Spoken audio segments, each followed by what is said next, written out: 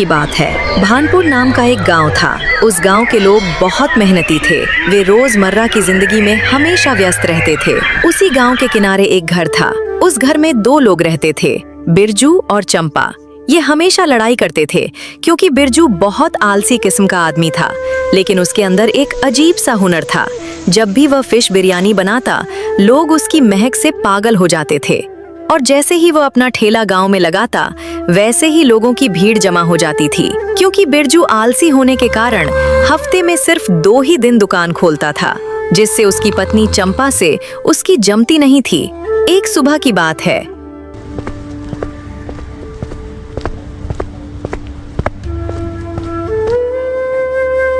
अरे ओ बिरजू के बच्चे, उठ! देखते नहीं कितना दिन चढ़ आया है। क्या आज भी आलस में ही पड़े रहोगे? अरे चंपा, क्या सुबह सुबह ही शुरू हो गई? अभी तो रात को ही दुकान बंद की थी। आज आराम करने दे। आज बिरयानी नहीं बेचूंगा।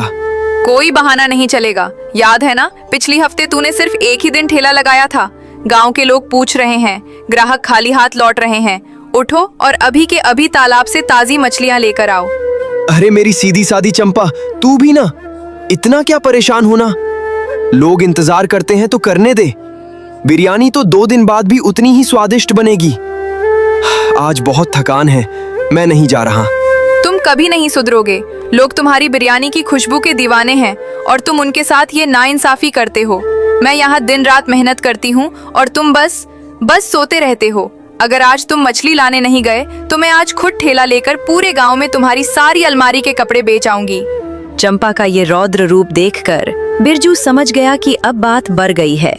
वो जानता था कि चंपा जो कहती है वो करके दिखाती है।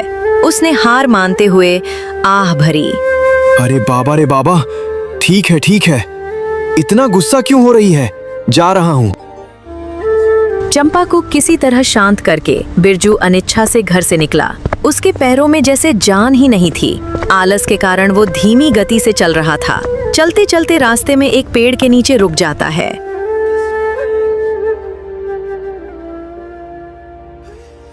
सुबह सुबह कौन मछली पकड़ने जाता है? सब तो दोपहर में आते हैं। तालाब तो यहीं है। थोड़ी देर इस छांव में सुस्ता लेता हूँ। कौन सा सारी मछलियां भाग जाएंगी?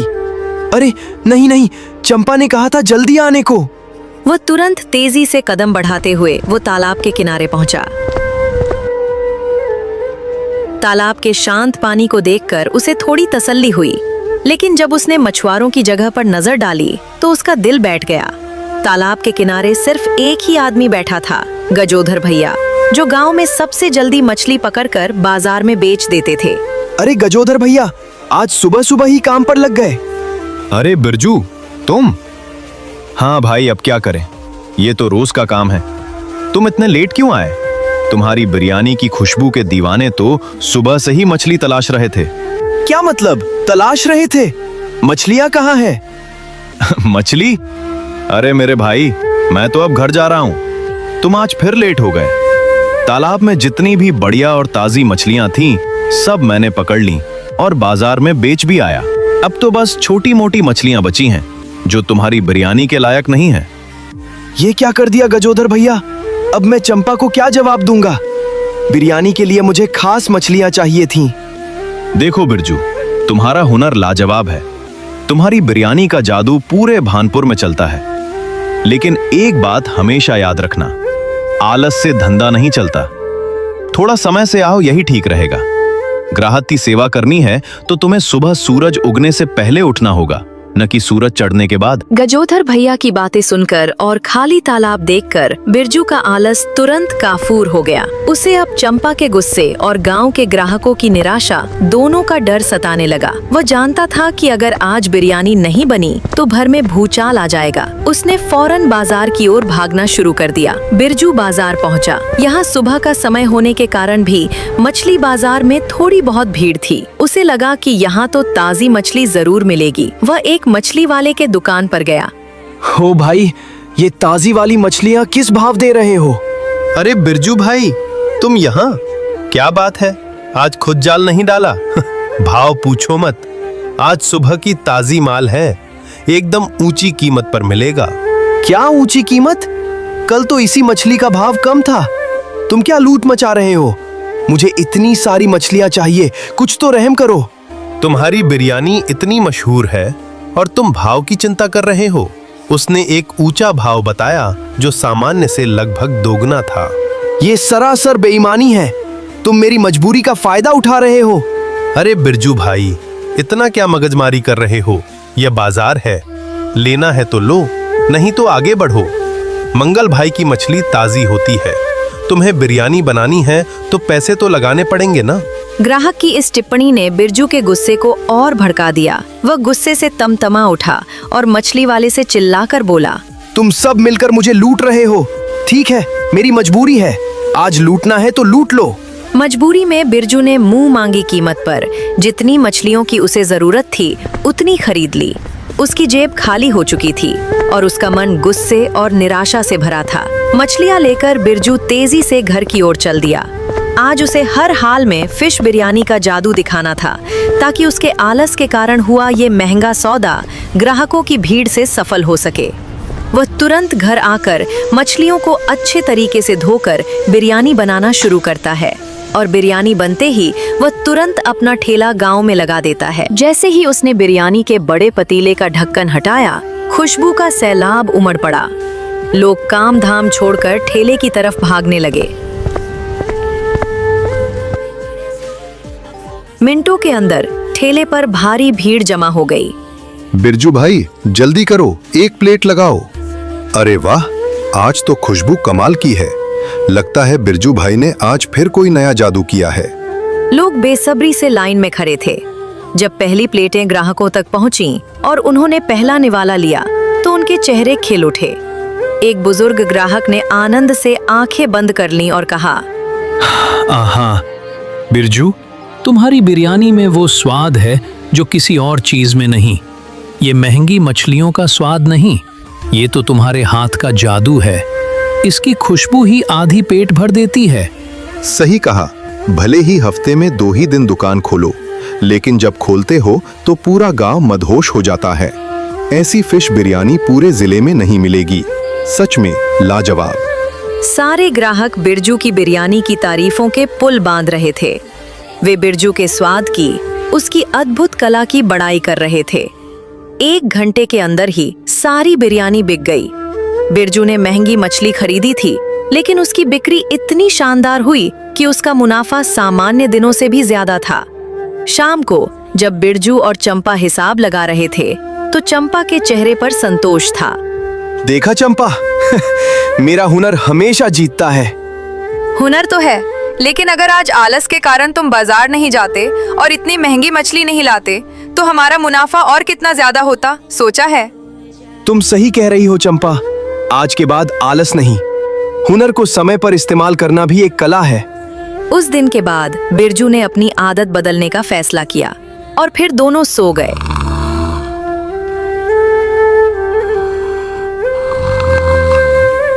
अगले दिन सुबह सूरज अभी पूरी तरह से निकला भी नहीं था। चंपा हमेशा की तरह बिरजू को उठाने के लिए मन में थोड़ी सी झुंझलाहट वो सोच रही थी, आज फिर आलस करेगा, आज तो मैं इसे तालाब तक घसीट कर ले जाऊंगी।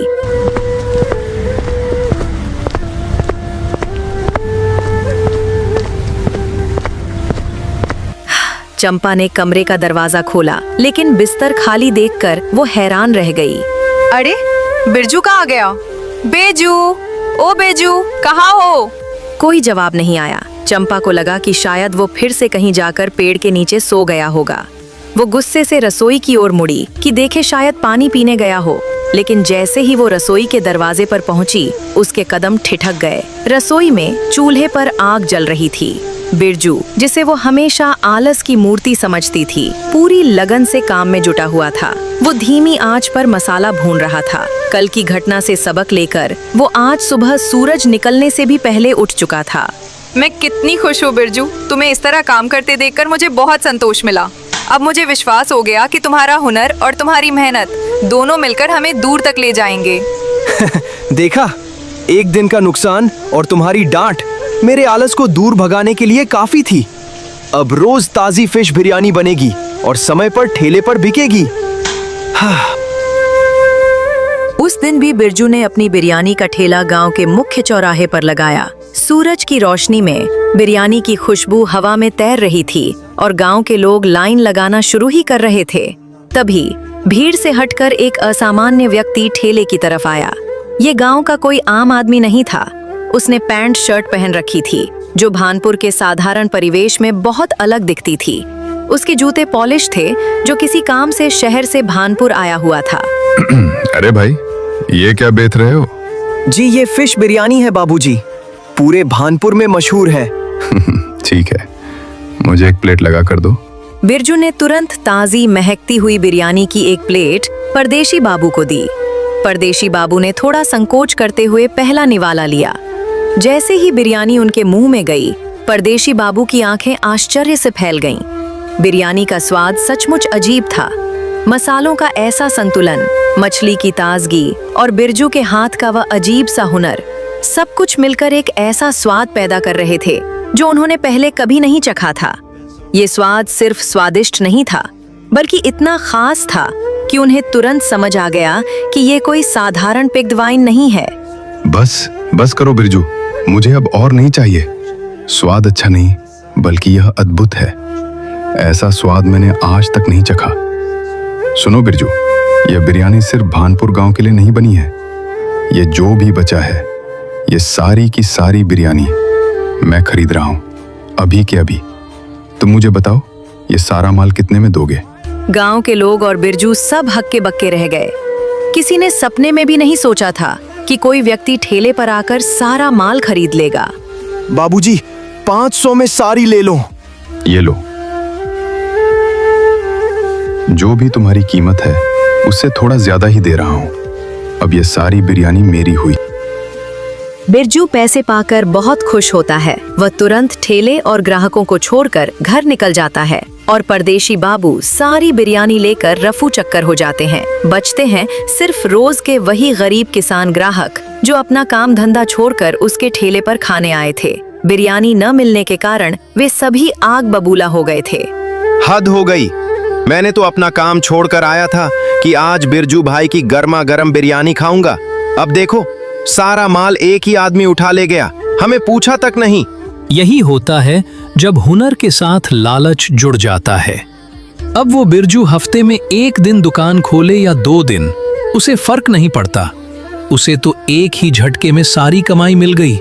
ये तो सीधे सीधे हम गांव वालों का अपमान है। हम ही उसके पहले ग्राहक थे, हम ही उसे मशहूर किए और उसने एक परदेशी बाबू के लिए हमें भूखा छोड़ दिया। उसे पहले हमें प्लेट देनी चाहिए थी, फिर बाकी बेचता। अरे वो बाबू इतनी बिरयानी क्यों ले गया? क्या शहर में कोई बड़ी दावत थी? या कहीं ऐसा तो नहीं कि वो बिरजू की जादुई खुशबू का राज चुराने आया हो? नहीं भाई, मुझे लगता है ये कोई रेस्टोरेंट वाला रहा होगा। सुना है बिरजू की बिरयानी की तारीफें अब जिले तक पहुंच गई हैं। हो सकता है वो बिरजू को शहर ले जाने आया हो। अगर बिरजू शहर चला गया तो क्या होगा? फिर हमें ये बिरयानी कहाँ मिलेगी? हमें तो इस स्वाद की लत लग चुकी है। इधर ग्राहक ऐसे ही एक दूसरे से उल्टी सीधी बातें करते हैं और उधर बिरजू चंपा को इतने पैसे देता है। चंपा पैसे देखकर बहुत खुश हो जाती है। इतने सारे पैसे? ये क्या है बिरजू? ये तो हमारी महीनों की कमाई से भी ज्यादा है। हाँ चंपा, ये सब उसी परदेशी बाबू का कमाल है, प्रशांत बाबू का। उसने मेरी सारी बिरयानी, हाँ, एक एक दाना खरीद लिया। सिर्फ पैसे के लिए नहीं, बल्कि मेरे हुनर के लिए। ओ बिरजू, मैं कितनी खुश हूँ, मैं तुम्हें बता नहीं सकती। ये सब तुम्हारी मेहनत का नतीजा है। आज तक मैं तुम्हें तुम्हारे आलस के लिए डांटती थी, लेकिन मैं हमेशा जानती थी कि तुम्हारे हाथों में जादू है। ये हुनर लाखों करोड़ों में एक है। देखो, इस एक दिन के आलस ने तुम्हें एक बड़ा सबक सिखाया था। कल जब तुम सुबह जल्दी उठे थे और मेहनत की थी, तभी ये मौका मिला। अगर तुम आज भी देर से उठते तो वो बाबू तुमसे पहले चला जाता। तुम सही बोल रही हो चंपा। अब हम दोनों को मिलकर काम करना होगा। इतनी बात कर दोनों सो जाते हैं।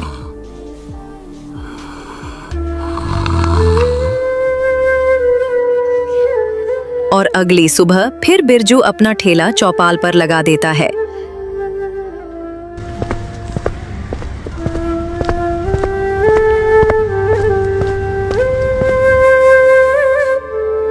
ग्राहक आते हैं लेकिन उसकी निगाह उस परदेशी बाबू पर ही टिकी हुई थी। हे भगवान, आज फिर उस परदेशी बाबू को भेज दो। वह इतना मन में सोच ही रहा था कि तभी परदेशी बाबू फिर आ जाता है।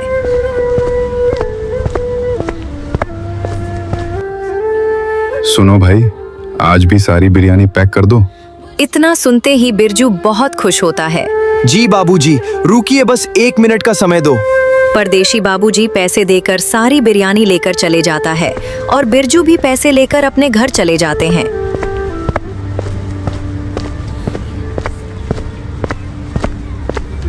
ग्राहक अब और गुस्से में हो जाते हैं। ये क्या हो गया बिरजू को? कल तक जो आदमी आलस के कारण दुकान नहीं खोलता था, आज वही आदमी लालच के कारण हमारी बिरयानी शहर भेज रहा है। पैसा आदमी को कितना बदल देता है। याद है जब बिरजू ने पहली बार ठेला लगाया था? उसकी बिरयानी इतनी सस्ती थी और इतनी स्वादिष्ट, हम सब ने मिलकर उसकी तारीफें की थीं। मैंने ही तो जिले के बाजार में उसके नाम की चर्चा की थी। हाँ, और अब देखो, वही बिरजू हमारी वजह से अमीर हो गया और हमें ही धोखा दे रहा है। क्या ये भूल गया कि एक दिन आलस के कारण इसे महंगी मछली खरीदनी पड़ी थी? मुझे तो लगता है कि उस शहर वाले ने जरूर बिरजू को डराया होगा या उसे कोई जादू करके वश में कर लिया होगा। हमारा बिरजू इतना लालची नहीं हो सकता, वो तो दिल का अच्छा है। जादू वादू कुछ नहीं होता, ये सारा खेल पैसे का है। बिरजू को एक ही झटके में इतनी कमाई हो रही है जितनी वो गांव वालों को बेचकर कभी नहीं कमा सकता था। वो तो व्यवसायी बन गया है। हमें क्या करना चाहिए? क्या हमें यहाँ से जाना चाहिए? अगर हम यहाँ से चले गए तो कल वो फिर वही करेगा। नहीं, हम यहाँ से नहीं जाएंगे। हम यहाँ तब तक खड़े रहेंगे जब तक वो बाहर आकर हमसे बात नहीं करता और हमें वादा नहीं करता कि वो हफ्ते में कम से कम 4 दिन गांव वालों के लिए बिरयानी बेचेगा। वो हमारा अपना है, हम उसे यूं ही शहर वालों के हाथों में नहीं जाने देंगे। भानपुर का गौरव बिरजू है और बिरजू की बिरयानी भानपुर की है। बाबा, यहाँ खड़े होने से कुछ नहीं होगा, हमें तुरंत उसके घर चलो। सभी लोग बात पर सहमत होकर उसके घर जाते हैं।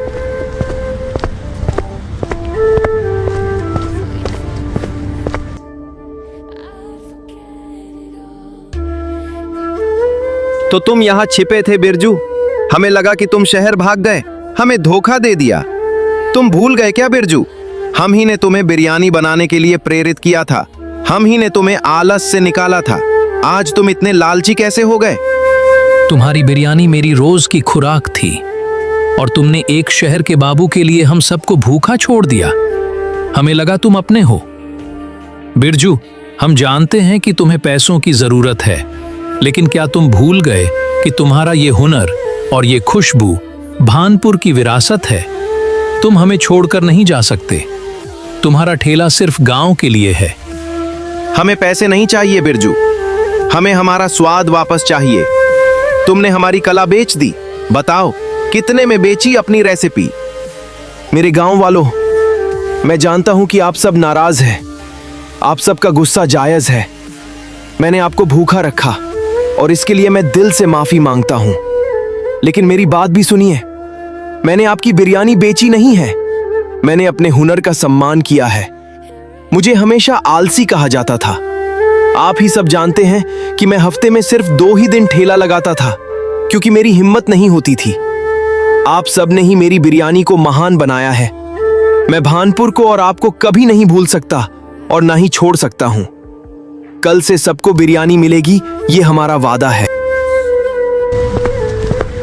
बिरजू के वादे पर सहमत होकर सभी गांव वाले शांत मन से वापस लौट गए। अगले दिन बिरजू ने अपनी बिरयानी की मात्रा बढ़ा दी और अपना ठेला गांव के चौपाल पर लगा दिया।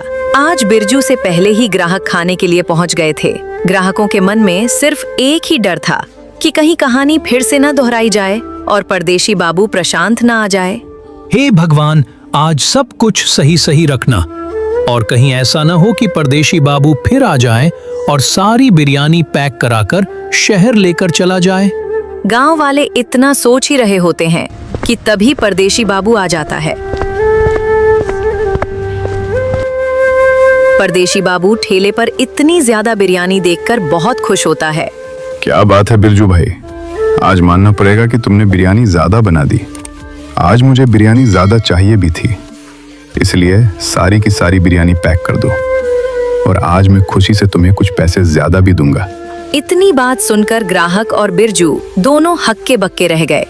ग्राहकों की प्रार्थना व्यर्थ चली गई थी। परदेशी बाबू, बात आपकी सही है, पर आप इस तरह रोज रोज मेरी सारी बिरयानी खरीद कर ले जाते हैं और मेरे ग्राहक सिर्फ ऐसे ही खड़े रहते हैं। ऐसा नहीं हो सकता। मैं आपको बिरयानी दे रहा हूं, पर सारी बिरयानी आपको नहीं दे सकता। क्या बात करते हो बिरजू? तुम इन गांव वालों के चक्कर में अपना धंधा खराब कर रहे हो। मैं इनसे दोगुना पैसा देता हूँ और तुम इन गांव वालों के चक्कर में पड़े हो। नहीं नहीं परदेशी बाबू, मैं आपको नहीं दे सकता।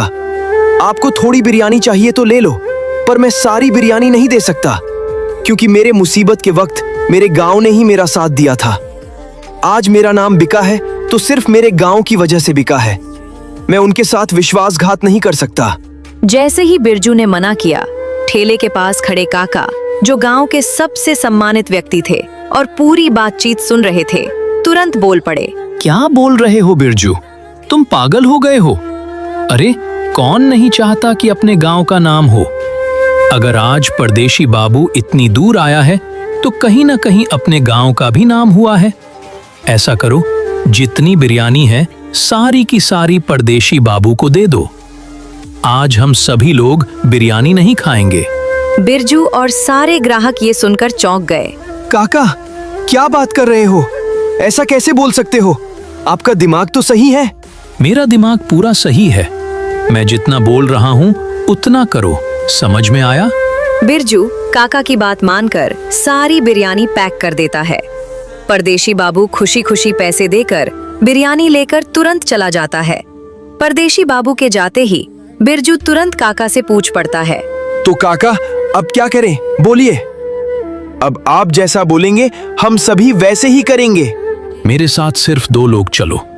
हम उसका पीछा करते हैं और आज दूध का दूध, पानी का पानी हो जाएगा कि आखिरकार ये इतनी बिरयानी इतने महंगे दाम में खरीद कर क्या करता है।